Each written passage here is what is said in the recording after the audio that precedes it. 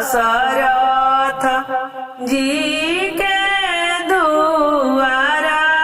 कौशल्या जी के आचार ई जानी जानी कौशल्या सासु हम जड़िया रोपीले हो जड़िया रोपेली जनक जी के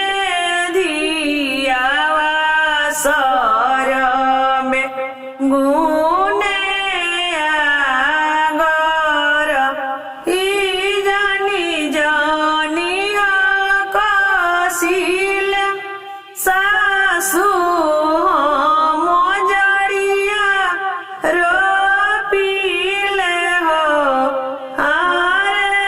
ई तो जड़िया रोपस